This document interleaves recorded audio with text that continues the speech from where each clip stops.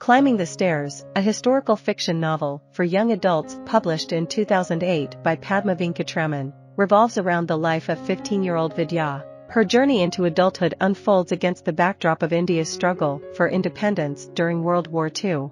Vidya's world takes a dramatic turn when her father suffers a brain injury during a rally advocating for India's freedom. Consequently, she must leave Bombay and relocate to her grandfather's residence in the traditional city of Madras. In Madras, Vidya confronts pervasive gender inequality and seeks refuge in a library intended exclusively for men. There, she immerses herself in a treasure trove of literature as she prepares for her college aspirations. The book is lauded for its contribution to enriching the portrayal of Indian history in young adult fiction. The narrative commences in 1941, coinciding with the outbreak of World War II. Vidya, at 15, occupies a privileged position within India's caste system as a Brahmin. Her parents, unusually liberal for their caste, prioritize education, granting Vidya enrollment in an esteemed girls' private school. She harbors dreams of attending college, a path distinct from that of many Indian girls her age, who face the pressure to marry during their teenage years, often without access to higher education. Vidya's elation soars when she learns that her father, a medical practitioner, joins Gandhi's Freedom Fighters, a non-violent protest group dedicated to opposing British colonial rule and championing India's independence. However, Vidya's perception of her own vulnerability as an Indian citizen crystallizes during a car trip with her father, when they encounter a freedom fighter protest. Eagerly, she leaves the car to join the crowd, only to be swiftly carried away by the surge of bodies, a moment that marks her growing awareness of the complexities of her nation's struggle for freedom.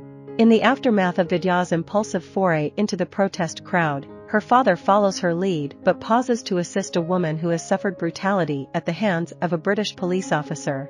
In response, the officer violently strikes her father down, subjecting him to a savage beating that nearly claims his life.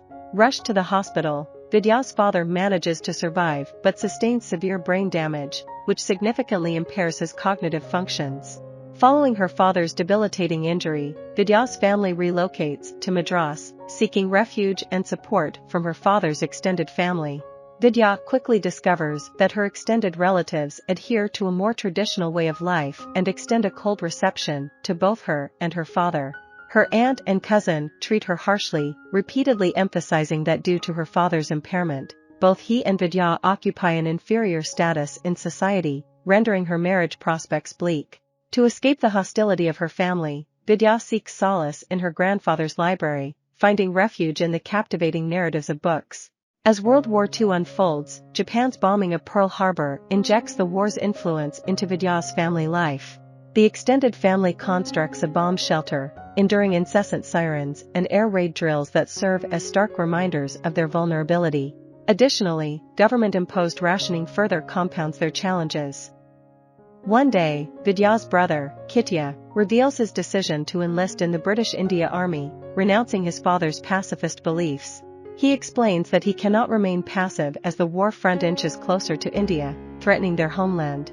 Vidya, who had withheld from Kitya the full details of their father's injury, including that it was inflicted by British forces, now feels an even greater burden of responsibility for the disintegration of their once harmonious family. As Kitya departs for the war, Vidya believes that the stifling grip of tradition, marred by its mundane rituals and past mistakes, is engulfing her aspirations and dreams.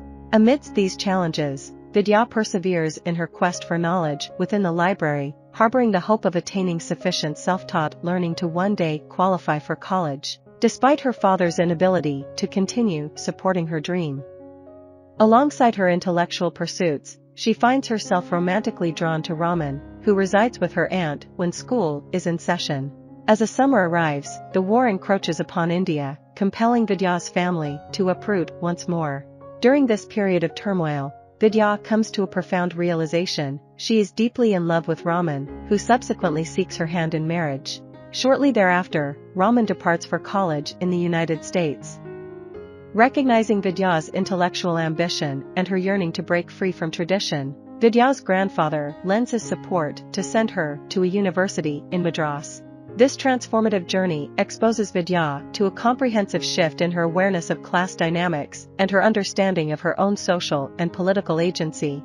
In the end, Vidya manages to harmonize her aspirations for education and self-determination with the challenges imposed by her uncertain and ever-changing world. Vidya's narrative embodies a potential trajectory for post-World War II India, one that acknowledges the nation's volatile identity and oppressive traditions while aspiring to a future marked by greater happiness and equity.